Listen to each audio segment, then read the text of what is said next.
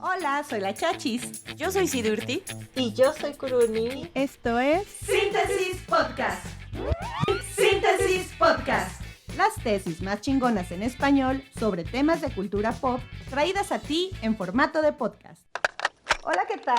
Estamos de nuevo aquí en Síntesis Podcast y el día de hoy venimos con un tema que, bueno, ya lo habíamos estado anunciando desde el episodio pasado, pero nos emociona mucho, yo aprendí mucho y sé que voy a salir aprendiendo mucho más. Vamos a hablar sobre tesis, sobre... La lucha libre. Andamos muy animadas ahora. Y bueno, para eso les presento a Sidurti. ¿Cómo estás, Sidurti? Hola, ¿qué tal? Muy bien. Muchas gracias. ¿Y tú? ¿Qué tal? Pues bien, aquí andamos existiendo, ya ves. Pero bueno, y ahora les voy a hablar de nuestro invitado, que es Víctor Manuel Bañuelos Aquino. ¿Cómo estás? Existiendo, como tú dices, me gustó el término. Sí, bueno, ¿para qué darle drama a las cosas que son?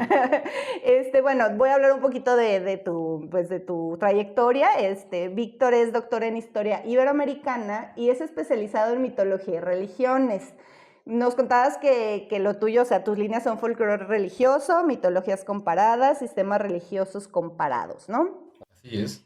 ¿Y cómo esto? O sea, pues es que pues vamos a hablar de lucha libre y obviamente acá nos llegó el contacto por medio de una amiga, pero a mí me interesa saber cómo enlazas esto con un tema tan pop como la lucha libre o como tan arraigado a la cultura, ¿no? Sí, la verdad es una gran pregunta. La realidad es que la lucha libre, igual que el cine, igual que las historietas, la música subversiva, pienso en el heavy metal, el hip hop, etcétera, no dejan de ser artefactos culturales que de una u otra manera vehiculan estos conocimientos religiosos arraigados en formas de la mitología. Y aquí lo interesante es que en estos objetos culturales se nota la apropiación y resignificación del pueblo en general de estos bienes simbólicos. Ejemplo de esto, pues, la figura del santo, ¿no? Y su culto en toda la historia del México moderno, y que pues tiene que ver con los cultos a santos como Santiago a Caballo, que era un santo rudo, agresivo, pero que combatía el mal, ¿no? De una u otra manera. Ok, bueno, pues bienvenido, Víctor. Yo estoy muy entusiasmada porque mi línea de investigación también es historia de las religiones. Y bueno, en esta ocasión, la tesis que yo leí es la tesis de Mariana Quiroz Hernández. Ella viene de ella trabajó este tema en la Facultad de Filosofía y Letras en 2013, ya tiene algunos años. Y su tema es la lucha libre ayer, hoy y mañana, gloria y ocaso de los superhéroes, que creo que encaja perfecto con la línea que tú trabajas. Porque pues la lucha libre, como bien dices, es un elemento de la cultura pop, es muy mexicano. En los últimos años ha tenido como que este renacimiento y esta proyección internacional, de la que también ya platicábamos hace rato. Entonces, bueno, esta es una tesis de la Facultad de Ciencias Políticas y ella menciona la estructura en 4 capítulos. En el primer capítulo, bueno, da el marco teórico y la hipótesis que ella trabaja aquí es que el espectáculo de la lucha libre es un espectáculo popular, es un espectáculo que trae a la gente y que es un espectáculo que también tiene esta vinculación de transmisión de generación en generación. Y algo que ella menciona aquí de manera muy breve, pues son algunas entrevistas que hizo en la Arena México, que no nos queda tan lejos de donde estamos ahorita. Claro. Y ella menciona también en otra parte de su tesis, otra de las hipótesis es que los cambios que ha habido en la lucha libre han sido porque son exigencias que se hacen de parte del público.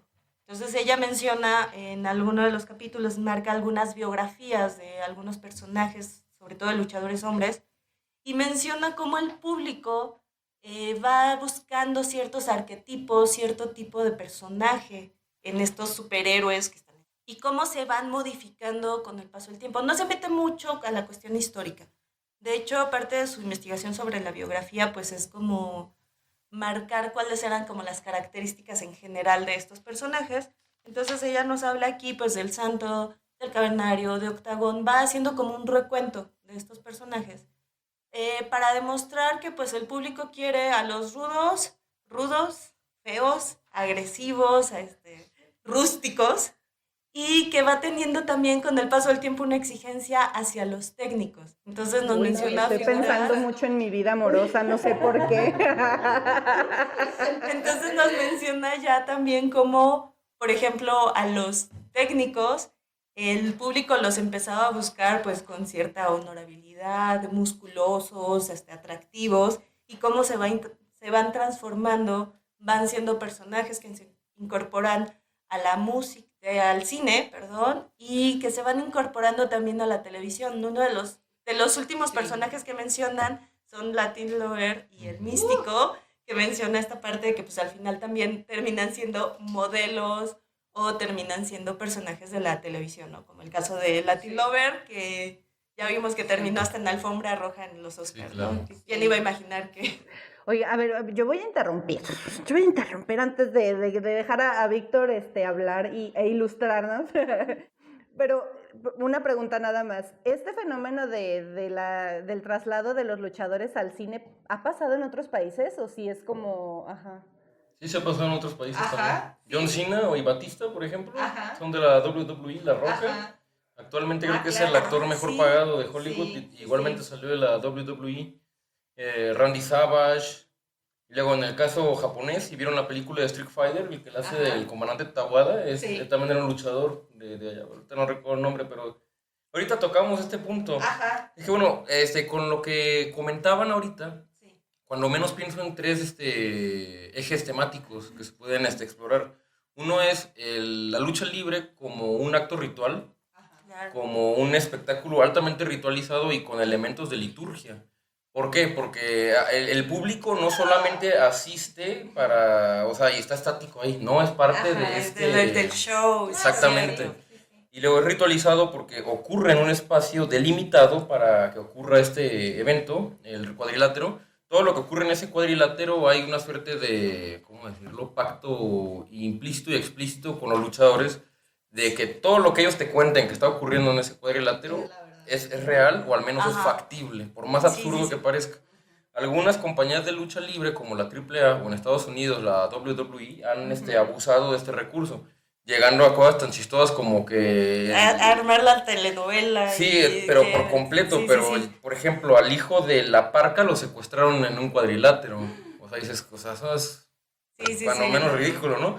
O por ejemplo, Edge y esta Vicky Guerrero se casaron en el caso de la WWE arriba de un cuadrilátero. Las firmas de contratos son arriba de los cuadriláteros, o sea, es algo absurdo por completo. Pero tiene un sentido de ser, o sea, es porque es parte de esa realidad, esa metarealidad en la que están haciendo al público partícipe.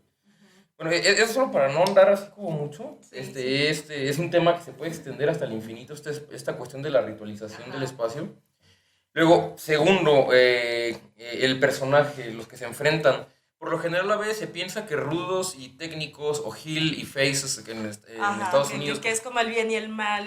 A veces se piensa que es nada más el bien y el mal, pero realmente son contrarios en muchos sentidos. Puede ser el día y la noche, lo masculino contra lo femenino, lo salvaje contra lo civilizado. Por ejemplo, Cavernero Galindo no es que fuera malo, es que simplemente era un salvaje. Exactamente, ¿no? Eso es más o menos parte del perfil que ella va dando de estos personajes. Sí. Oye, y ahorita que mencionabas esta parte de la ritualización, estaba pensando, por ejemplo, hasta cómo se presentan los luchadores. Cuando vas a la arena y empiezan a salir los luchadores, bueno, hay unos que tienen todo un aparato para hacer la presentación, de que salen las modelos, de que salen ya hasta con su propia musicalización, sí, claro. Dependiendo del tipo de lucha, ya ves que a veces salen hasta con el cinturón. Sí, claro. Entonces, esa también es parte de una ritualización todo en la que van involucrando al público. Uh-huh.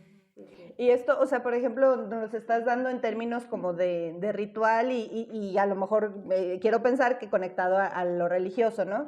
Pero también en términos de teatralidad tiene todo el sentido, ¿no? También, bueno, cuando yo he ido a las luchas es desde el manejo de la luz, cómo nos van involucrando un poco hacia ese escenario en el cual, pues, yo creo, a mí no me ha pasado de verdad y he visto mucho teatro, que en una obra de teatro yo me involucre tanto como en la lucha libre. O sea, en la lucha libre termino gritando, soltando la grosería, diciendo...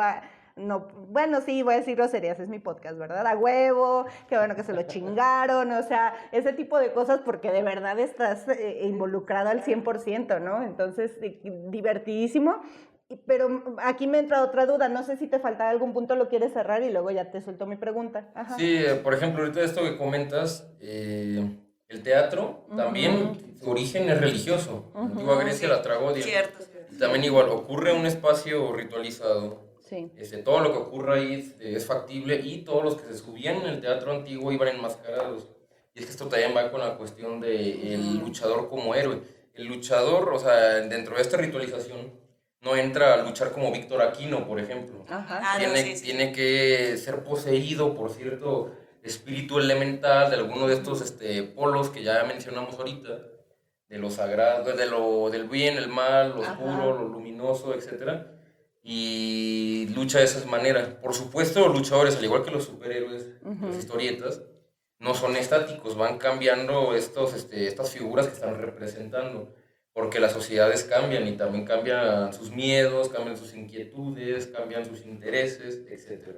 Bueno, el tercer punto, que es el que me parece importante tocar, es que la lucha libre también tiene que ver con una traspolación del tiempo sagrado con el tiempo profano. Claro. Porque el luchador, cuando está portando la máscara, ya, o sea, está actuando en un espacio y en un tiempo sagrado. Por eso se ve tan chistoso cuando un luchador está con su máscara y traje, no sé, en una boda o en una conferencia. En un espacio fuera, ¿no? Exactamente, es como cuando ven un sacerdote católico que trae el alzacuellos y... Porque están llevando ellos esto que es sagrado al espacio de lo profano. Claro. ¿Y esto cómo lo interpretarías tú? En este sentido, existe una dislocación muy interesante entre lo que es la religiosidad culta, y no digo solamente en el caso del cristianismo, puede ser judaísmo, hinduismo, alguna religión germana de hace 5,000 años, no sé. Existe una dislocación entre la forma en que piensa la religión, la casta sacerdotal, los expertos religiosos, los teólogos, y cómo la interpretan la gente de a pie. Dentro de esta interpretación de la gente de a pie, al menos en el caso mexicano, vamos a ver que va a haber una culturación entre los dioses precolombinos y las figuras de los santos que fueron introducidos. Por eso es que muchos de estos santos, ya mencionamos ahorita a Santiago, pero también Miguel Arcángel, también las diversas advocaciones de Cristo, como puede ser el Señor de Chalma, etc., van a tener elementos de estos dioses antiguos. Entonces, por supuesto, en este deporte espectáculo que llega a México en el siglo XIX, llega a México desde Europa, pues empiezan a conjuntar elementos de esa religiosidad popular con este drama teatralizado de la lutte, como se llamaba este deporte en Francia, y da como resultado la lucha libre mexicana con las características que tiene al día de hoy y que lo hacen tan identificable en el resto del mundo. Sí. Porque hay algo bien interesante, o sea, muchas veces si uno acerca, en muchas cuestiones no va a ser muy diferente del wrestling, por ejemplo, de Estados Unidos, el catch de Argentina y de Francia, o ahorita no recuerdo cómo se le llama en Japón, pero también existe su propia lucha libre. Pero lo que la va a hacer única y representativa va a ser ese sincretismo, va a ser las texturas, colores, representaciones y símbolos que hay en las máscaras, que hay en las entradas, que hay en los espacios donde se lleva a cabo esta lucha libre, y que hacen que dentro y fuera de México se vea que hay un misticismo dentro de este deporte. Lo reitero con productos del extranjero, no sé si vieron la película de Nacho Libre, que lo vinculan con un sacerdote. ¿Se acuerdan, no? Que es un sacerdote, es un espacio, no es un espacio laico, etc. Videojuegos como el de AAA o el de TNA igualmente manejan como cercanía entre el discurso religioso popular y la lucha libre. Y ya ni decirlo, quizá en México no lo hacen tan evidente porque es como muy obvio, ¿no? Para el público. O sea, no hay ni que mencionarlo, es como obvio. Ya se sabe. Bueno, mira, y justamente ahorita todo esto que nos estabas platicando, una de las conclusiones a las que ella llega a partir de una serie de encuestas, las que lleva Mariana, es que los aficionados los prefieren con máscara.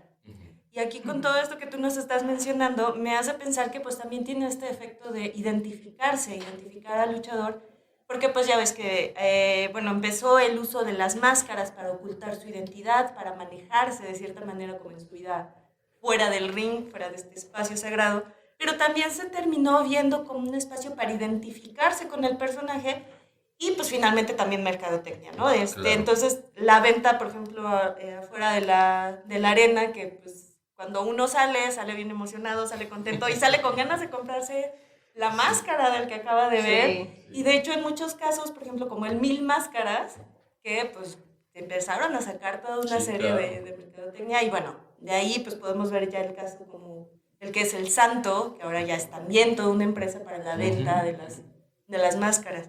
Entonces, no sé tú qué opinas de esta conclusión a la que llega Mariana. ¿Los aficionados las prefieren con máscaras? ¿Tú los prefieres máscara, sin máscara? En definitiva, sí es cierto que en el caso mexicano hay una preferencia por la máscara, aunque la máscara no hace al personaje por completo. No. Va a haber muchos luchadores que aunque no tengan máscara, piensan en el perro aguayo o el cavernario Balín, exactamente, todos ellos exóticos tienen otras características que ayudan a desconfigurar, digamos, a Víctor Aquino y los ayudan a transformarse en el dragón rojo. Ajá, así decirlo. Sí.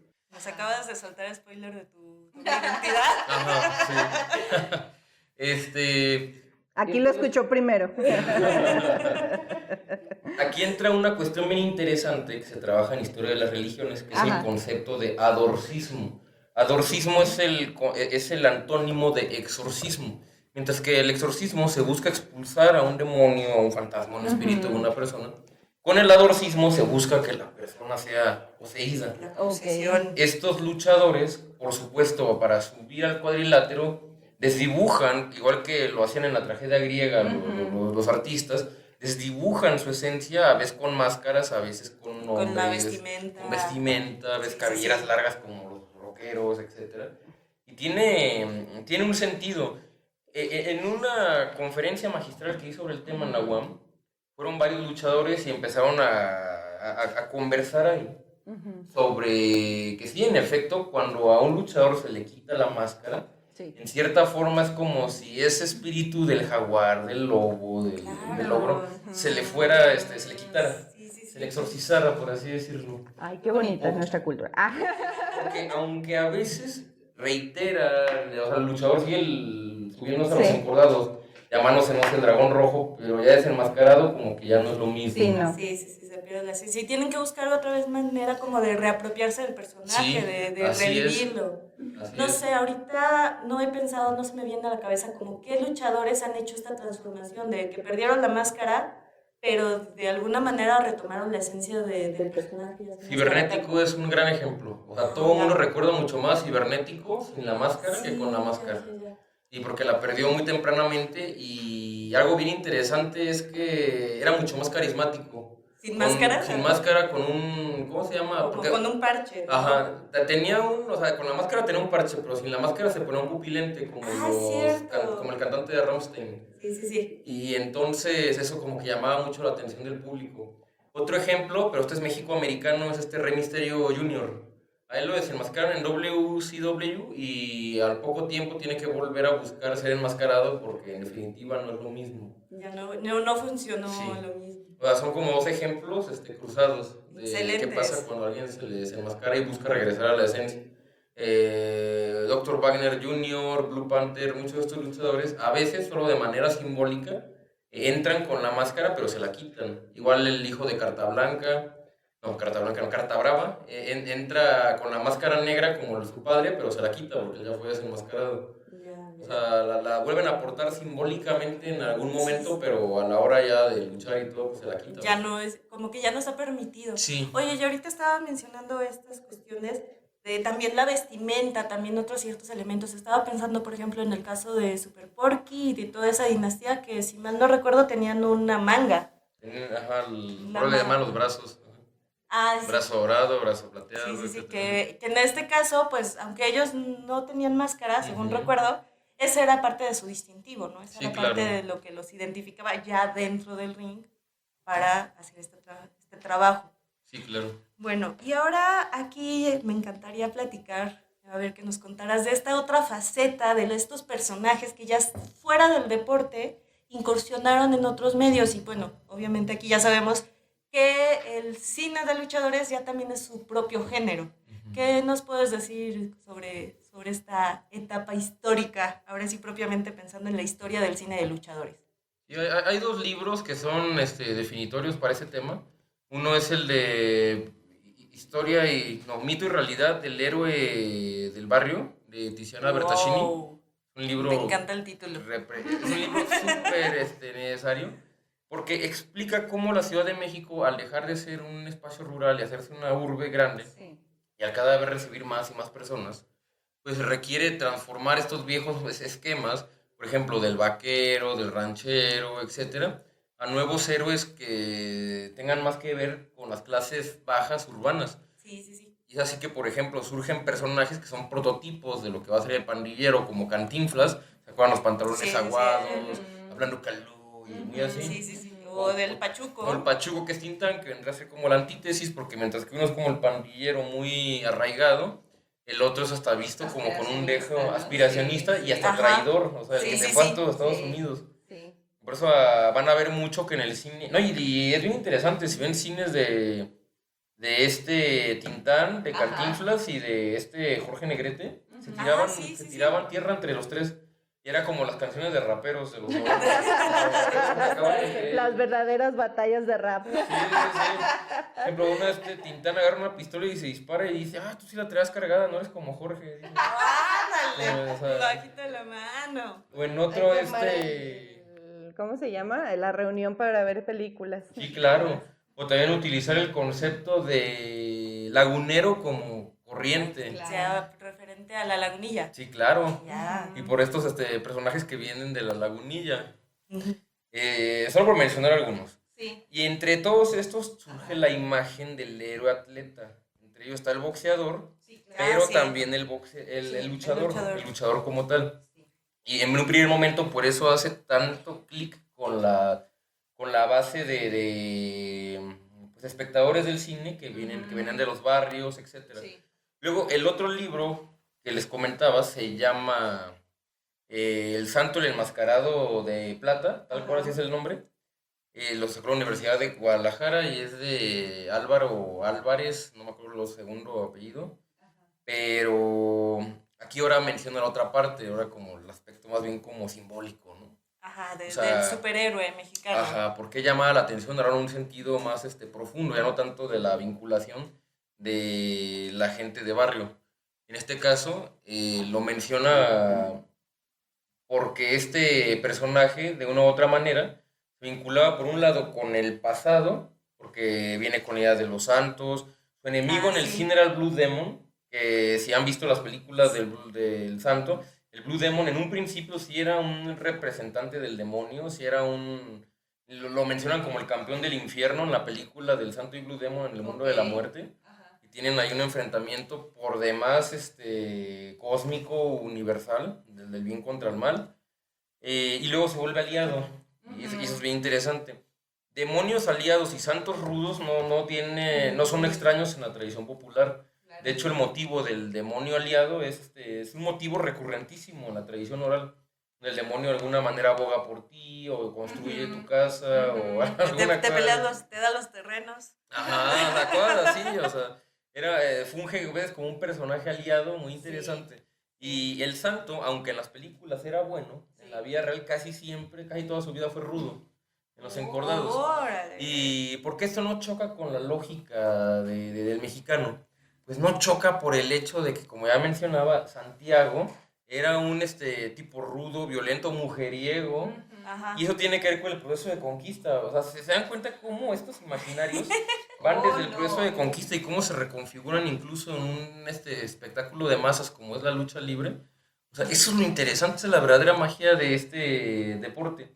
Ahora bien, se intentó emular esto con otros personajes. Sí. Va a haber hasta luchadores que no eran luchadores en la vida real, eran pues, gente disfrazada. El famoso Super San, no sé si llegaron a ver alguna película. No, eso no lo vi. Hubo una etapa en el cine de luchadores interesantísimo. Por ahí de los 80, el gobierno mexicano y las empresas mexicanas como que dijeron, ya como que esto se agotó. Pero entonces entraron los guatemaltecos y dijeron, pues grábenlas acá, nosotros les damos todas las facilidades. Y, por ejemplo, por eso van a ver muchas películas del santo que aunque se supone que es la Ciudad de México, están en la hermosísima ciudad antigua de Guatemala. Ok. Wow. Y donde van a ver luchadores de verdad acompañados de este tal Super San. y de repente, si son muy fanáticos de la lucha libre, se van a quedar de... no lo recuerdo, ¿de dónde salió este luchador? Ese no lo conoces. Ajá, o sea... Esta estampita no la tengo. Sí, no, y hasta te sientes en un primer momento como ignorante, ¿no? Dices, ¿cómo nunca lo fui a conocer? Sí. Si salen tantas películas, Sí. Pero no, es como te das Se cuenta mezcla, de que... sí. Y claro, esto también por las características del luchador que tiene de convertirse en una especie de superhombre del contexto urbano, también vamos a ver esta recurrencia en otras regiones del mundo. Por ejemplo, en Argentina tienen su catch wrestling, que es su lucha libre, es prácticamente lo mismo, solo que en el caso argentino casi siempre estuvo muy enfocado al público infantil, y eso hizo como que en cierta manera se atascara. Ajá. Pero se llama Titanes en el Ring, ahí se llamaba la empresa grande. Fue tan grande que tuvo 2 o 3 películas de los Titanes. Okay. Y con diálogos también que sí remarcan cómo se llama una conciencia de que cada uno de estos luchadores, o titanes como ellos se autonombraban, estaba postrado en alguno de los 2 polos del espectro moral. Okay, sí. Y el caso estadounidense igual, o sea, tienen a Hulk Hogan, quizá lo recuerden. Cierto, sí. Hulk Hogan se hizo famosísimo Que cuando de salieron los Rocky 3. 80s, 90s, ¿no? No, muy principio, todos los 80 los dominó Hulk Hogan. Sí. Y salió en Rocky 3, le da una paliza a Rocky. Ajá. Tiene su película de Santa Claus musculoso o algo así. También el guerrero el vengador del espacio, algo así. Pura, o sea, comedias muy de pastelazo, pero que son llamativas. Pero funcionaron. Funcionaron en su momento. Sacó un disco de rap. Muchos luchadores han sacado discos de rap. Conan, ¿lo recuerdan de la AAA? Sí. Ay, yo sí, ¿verdad? Conan tiene su disco de rap e incluso... Muy noventero. Muy noventero. Cierto. Incluso salió en un especial del papá soltero. Quizás recuerden esta serie. Uy, no. Habrá sido de las épocas en las que se iban a la playa. Sí, Ya sé cuál es. exactamente. Que este pocholo se enamora de una ricachona y la ricachona tiene a un guardaespaldas. Sí, y ya es sé. Conan. Y tanto así que ni siquiera le cambian el nombre. Se llama Conan y le dice el pocholo, ahora mi Conan, échate un rap. Y se agarra rapeando porque sí, en verdad rapeaba. Pero son varias manifestaciones muy de barrio, ¿no? Que van Sí, como de sí, la- claro, pero claro. a la vez desde la farándula, ¿no? O sea, sí. Y se van al mercado estadounidense, van a encontrar que la lucha libre está muy vinculada con los redneck.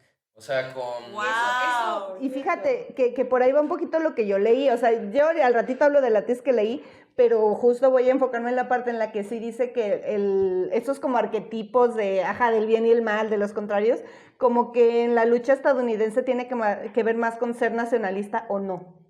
Eso fue en los 80, Ajá. porque realmente también hay unos... Creo que la lucha libre estadounidense a veces ha sido también como muy denostada. A veces yo creo que sí es por un bueno, o sea, dejémoslo claro. O sea, no es tan rica en estos elementos culturales como la mexicana y nunca lo va a hacer. ¿No? Pero lo que es cierto es que... Aplíquese a todo. Sí, yo estoy totalmente La de acuerdo. comida, Sí, claro. Pero lo que es cierto es que no se puede desechar como si nada. Está Sí, muy claro. interesante los ejemplos que nos da. Por ejemplo, esta vinculación de los redneck y la tradición oral redneck sí está muy arraigada en la lucha libre. Quizá uno de los luchadores más famosos de todos los tiempos fue el Undertaker, el enterrador. Y este enterrador tiene este arquetipo de esta suerte de vaquero demoníaco que no lo inventó la lucha libre ni los estadounidenses, sino que es un arquetipo de muy larga duración en los países anglosajones, donde se creía que Odín, o sea, el dios Odín, se aparecía a los seres humanos bajo su manifestación de psicopompo como una suerte de vaquero, porque el vaquero vive en zonas liminales entre la civilización y lo salvaje. Trae el sombrero de la lancha porque es un gran viajero, o sea, viaja largas distancias. Y por supuesto se ha ido reconfigurando a través de los tiempos. Por ejemplo, si se acuerdan de Gandalf, en los libros del Señor de los Anillos, igual tiene el sombrero de la lancha. Sí, es cierto. Freddy Krueger, Willy Wonka, o sea, el flautista de Hamelin. Sí, todos estos personajes tienen que ver con relatos donde el niño o una persona, un adulto, un anciano, se va al inframundo y a veces logra regresar o a veces se queda castigado. En el caso de Willy Wonka me parece espectacular, es un libro que merece un análisis, pero interminable. O sea, es un descenso al vamos infierno. a googlear tesis sobre Willy Wonka. Sí, estará increíble. Próximamente. Porque es todo un descenso ad inferos, o sea, un descenso al infierno, y donde el único que logra salir es un niño con la capa. O sea, que es virtuoso, es digno de salir de ese jardín de las delicias. Pero bueno, a lo que voy es de que el enterrador, el Undertaker, es solamente un capítulo más en esa larga historia de las religiones de este psicopompo, sombrerudo, que viaja entre mundos, etc. Y así solo por mencionar uno de muchos casos de los Estados Unidos. O sea, también tienen su lore, claro, su folclore, etc. No es tan chido, pero... Sí, no, la verdad no se me ve tan interesante, pero sí tiene lo suyito. Sí, no me imagino a alguien como que diciendo, híjoles, ahora para Halloween me voy a disfrazar de John Cena. Se me hace como que más factible que alguien diga, pues me pongo una máscara del santo y ya está. Claro. Ya está el disfraz. Sí, claro. Curiosamente, ahorita que mencionaba de esto, recuerdo por ahí el 2010 que hubo una campaña de marketing agresivísima de la WWE en México. No sé si recuerdan que hasta venían celulares que ya venían, o sea, que el fondo de pantalla era de la WWE, que venía con canciones pregrabadas. Recuerdo. Pasaban los dos programas principales de la WWE en Televisa y en TV Azteca. Sí. Y en esa, y curiosamente en ese Halloween yo sí vi mucho John Cena. Ándale, ya ves. Sí, pero fue el único año, ¿eh? Sí, realmente. Solo pegó ese año. Ajá. En cambio, el santo es. No, esa es la gran diferencia. Claro. O sea, lo que es una moda y lo que ya es una leyenda. Claro. Ahora, me voy a disfrazar del qué monito. El qué monito para allá va también. Sí, que ya ves que, bueno, últimamente ha tenido también como que un boom como personaje también, claro. Y pues con toda la mercadotecnia que se está vendiendo. Creo que ya se estrella también de TikTok. Sí. Por ahí me parece que llegué a ver algunos TikToks del qué monito. Y es lo que te quería preguntar, también estos otros personajes que salen dentro de todo este ritual, de toda esta parte que ya platicamos. Bueno, hace rato mencionábamos la parte de los exóticos, pero pues también está esta otra parte de los enanitos, de las versiones mini. Y ahorita yo estoy pensando primero en el Aluche, que era el que acompañaba a Tinieblas. Que gran clásico. No sé si habrá sido de los primeros, pero es como el primero que yo recuerdo. El qué monito. Y si mal no recuerdo, en los 90 hubo también versiones mini de otros luchadores como Octagón. ¿Qué nos puedes contar así sobre estas figuras? Bueno, esto sí es casi reiterativo en la lucha libre mexicana. En el ejemplo estadounidense, salvo por Hornswoggle, que también, igual que en el caso de Aluche, estaba representando a una entidad férica, pero en este caso del folclore irlandés. Aluche sí es de los primeros, en definitiva, pero gran parte del tiempo que ha habido la aparición de este tipo de luchadores, más bien sí ha sido por una cuestión más bien económica, pero en otro caso porque también suelen ser muy talentosos.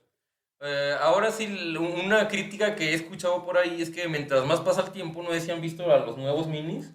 No, ya hace rato. A ver, vamos a googlearlos mientras sigues hablando. Ya no son las minis, pues, o sea, ya es gente, a veces hasta de 1.62, 1.63, o sea, ya... O sea, en definitiva ya no es ya no es mini. Ya no es mini. Sí.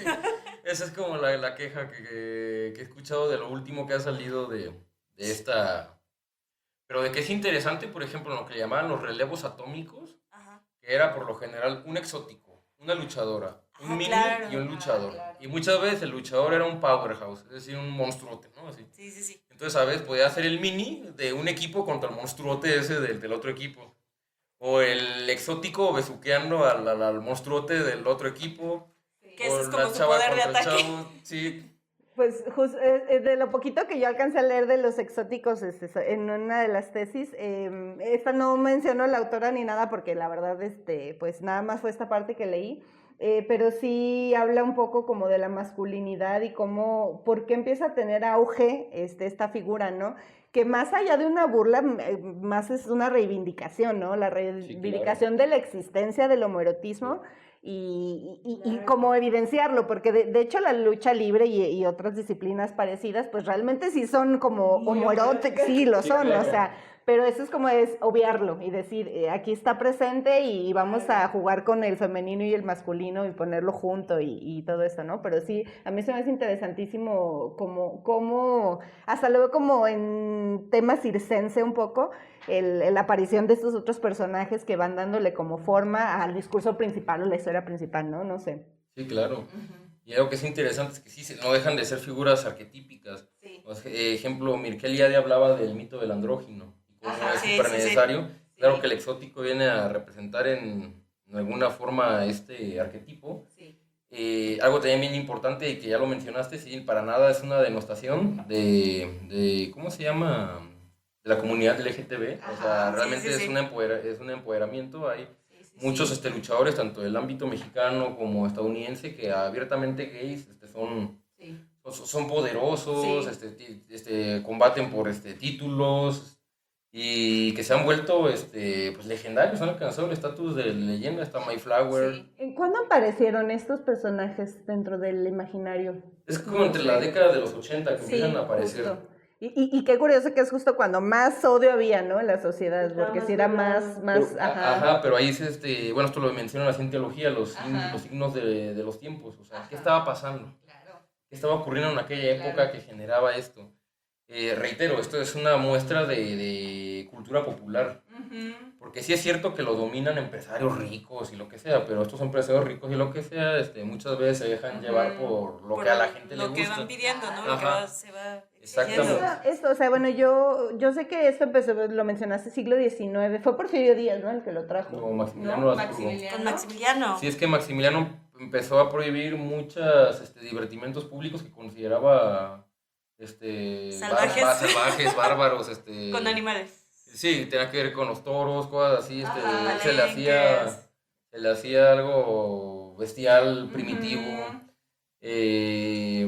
Entonces dice, vamos atrayendo algunos divertimentos de allá de mis tierras, ¿no? Y uno de estos fue la lutte.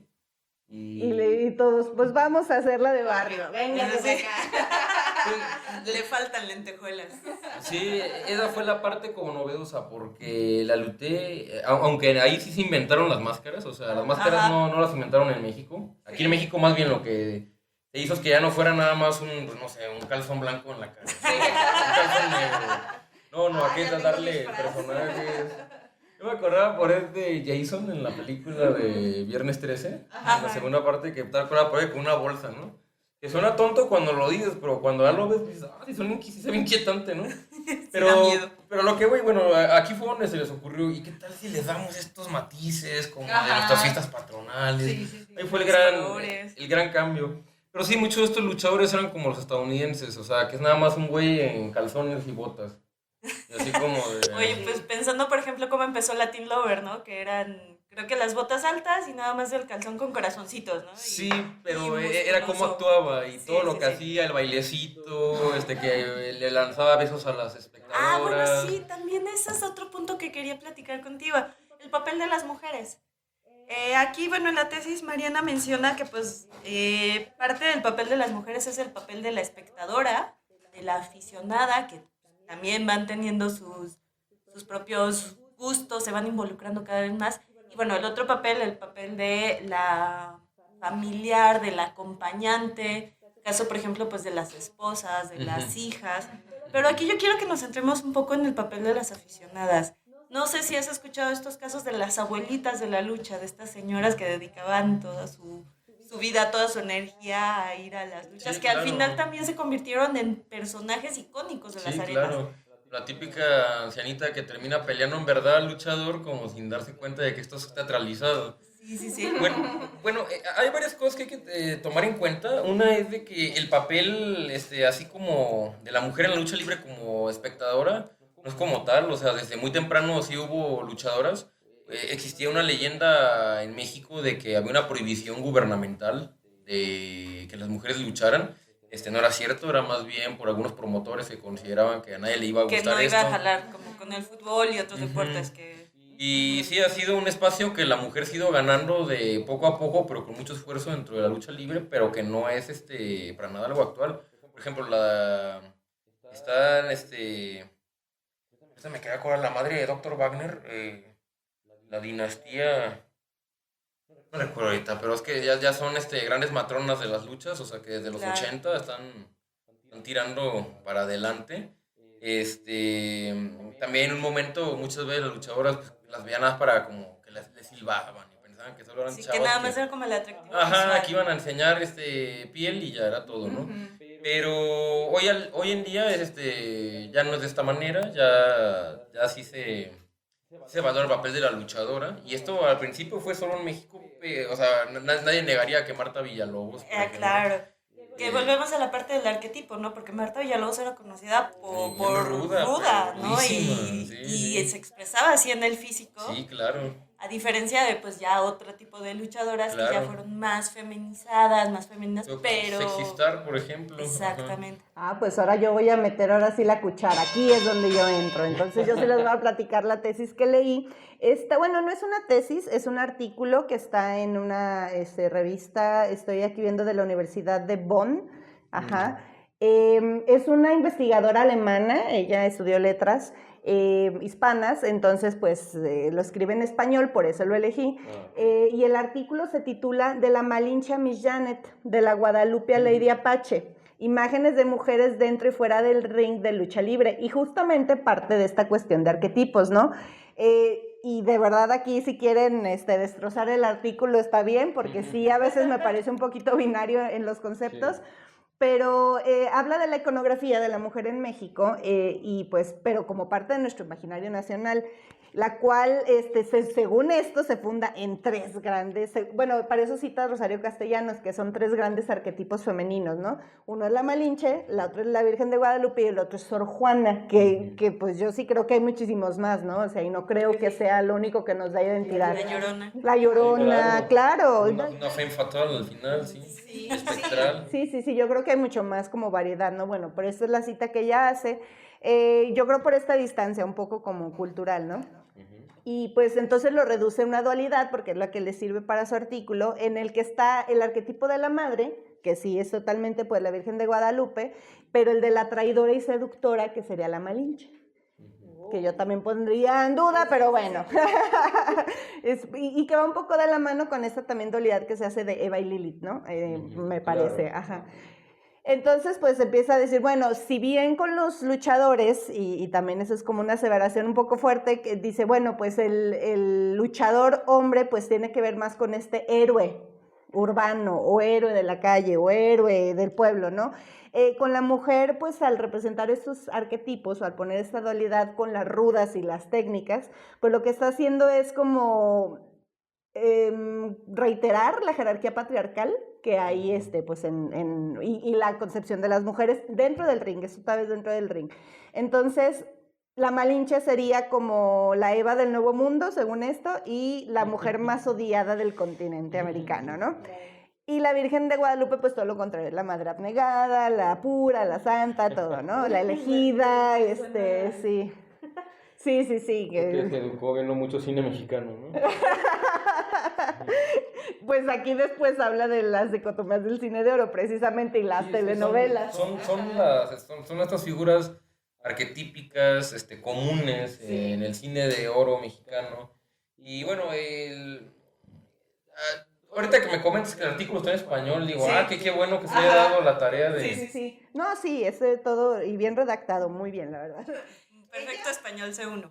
Ella, aquí tengo el libro, tiene un libro que se llama Y detrás de la máscara, el pueblo, lucha libre, un espectáculo. Y bueno, no lo conseguí, pero pues se supone que habla en los resúmenes que leí sobre cómo, bueno, esto me suena mucho Octavio Paz y tengo así, no quiero entrar en detalles, pero un poco que esta máscara de luchador tiene que ver con esa máscara que le ponemos a la identidad mexicana, y que a través de ella estamos dando otra imagen, ¿no? Eso es lo que entendí, Pero bueno, entonces, y aquí voy a decir una cita cuando está hablando del cine de oro, y en la página 166 dice: entre la mujer decente que encuentra su realización como madre abnegada y sufrida en los brazos de un hombre, y la femme fatal, cabaretera, peligrosa y pecadora, pero fascinante. O sea, lo saqué un poco como para reiterar esta dicotomía, ¿no? Pero luego habla de las telenovelas.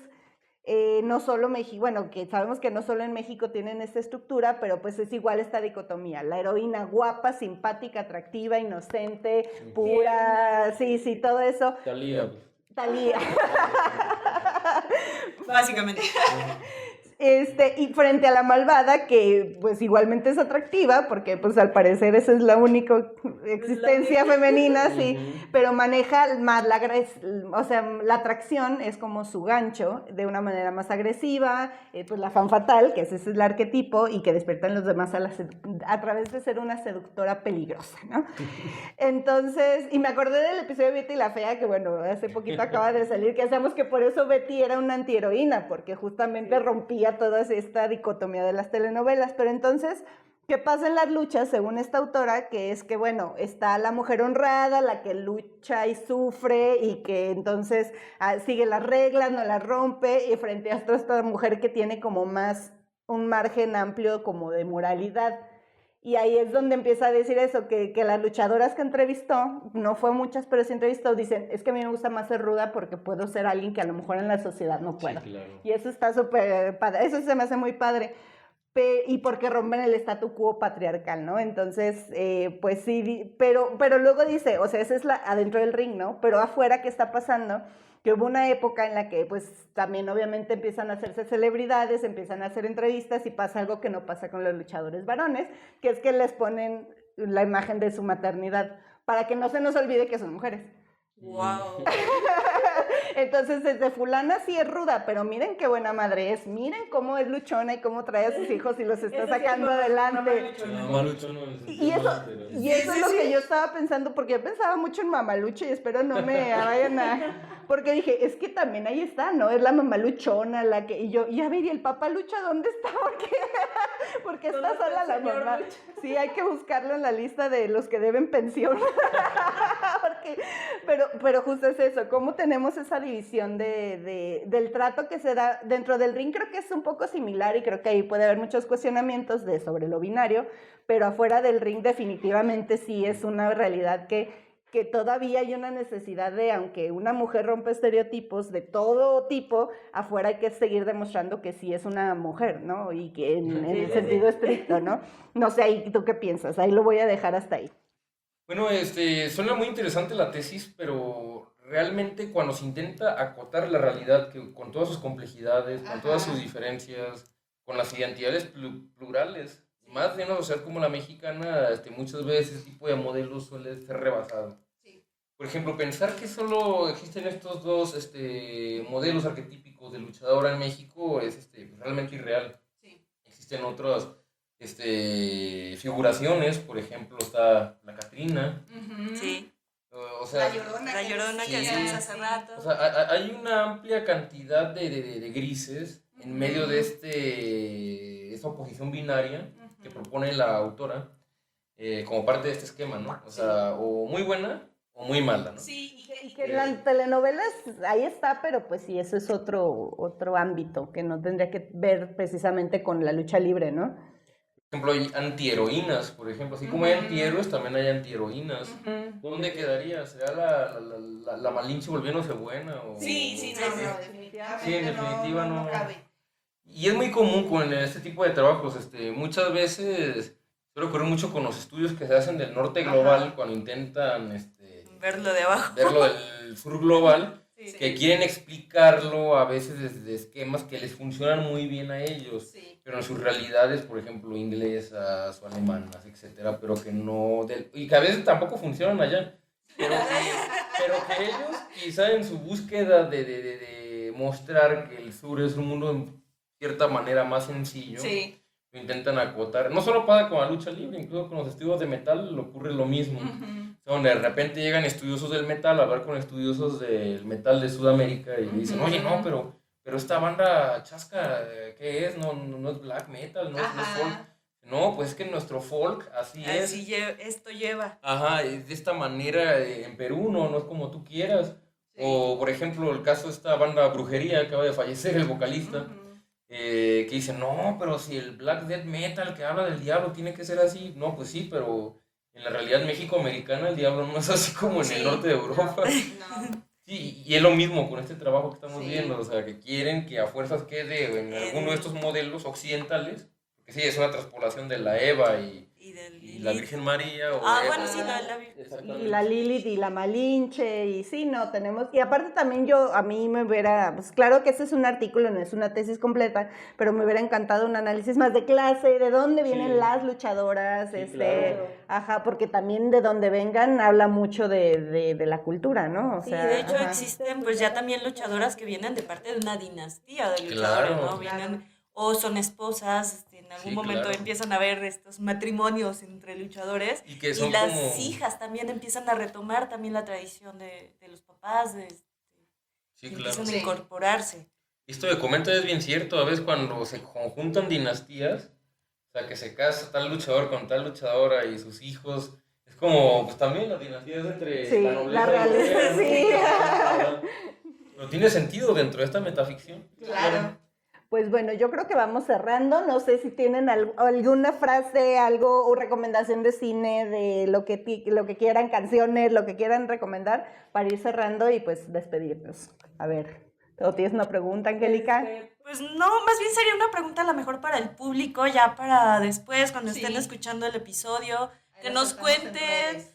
quién es su luchador favorito, los prefieren enmascarados, los prefieren rudos, los prefieren técnicos. Y a mí me encantaría a lo mejor que nos contaran cuál ha sido su película de luchadores favorita. Pueden ser de las clásicas del Santo Ajá. o ya de las últimas que se llegaron a hacer de Octagón y Atlantis, Ajá, claro. las noventeras. Eso es lo que me encantaría pedirles al público, así, interactúen, háganos caso, platiquen con nosotros. No, y sí le entran, con el pasado de Peyote que nada más dijimos, ¿qué opinan del? No, salió una de preguntas, sí, pero Entonces, vamos a hacer aquí eso. espero que también Aquí nos se cuenten sus experiencias, si han ido a las luchas, a cuáles fueron. No, bueno, yo creo que es raro que no haya ido nunca, o sea, muy, muy raro, sí. ¿Algún comentario de cierre, Víctor? Bueno, de que el mito es tan importante dentro de la narrativa humana Ajá. porque le explica al ser humano cuál es la quinta esencia, valga la redundancia, de esta experiencia humana. Por eso es que la lucha libre siempre va a ser así de exitosa y así de referencial para México, pero también para otras regiones del mundo. Perfecto. Y pues bueno, entonces nos despedimos. Ah, no, bueno, al último, me faltó decir, tú estás en un seminario, ¿no? ¿Cómo se llama ese seminario? Sí. Estoy en el seminario Cuéntanos, de exagera. es el seminario de historia de la lucha libre de la universidad. La UAM es una universidad autónoma Autónoma. de México. Ajá. Ajá. Metropolitana. Es perdón. el metropolitano de Iztapalapa. Ajá. De la UAM De Iztapalapa. Iztapalapa para el mundo. Exactamente. Y parte de muchos ejes de investigación, hay desde género, teoría queer, también hay estudios de teoría queer de lucha libre, Ajá. historia de las religiones, que es como lo que yo trabajo, también es de estudios económicos, o sea, de lucha libre, pero como fenómeno económico. Y pueden seguir al seminario de historia de la lucha libre, buscándolo así tal cual Ajá. en redes sociales, en Facebook. Suben pósters y videos constantemente de los eventos que se realizan. También cuando nos hacen las invitaciones a los eventos, les recomiendo mucho asistir a los que son fanáticos de las luchas. Suelen ir luchadores profesionales, o sea, leyendas, suelen ir a veces promotores. No, es muy interesante. Entonces sigan ahí en sus redes sociales, ya también estaremos pasando las tuyas y pues te agradecemos muchísimo, estuvo muy entretenido, yo aprendí mucho, yo soy la que menos sabe, pero me quedo ahí con la espinita de irme, vámonos ahorita a las luchas, vamos a buscarle, pero bueno, muchísimas gracias, pues yo soy la Chachis, Yo soy Sidurti. y esto fue Síntesis, Podcast. adiós. Bye. Próximo episodio, tesis sobre superhéroes.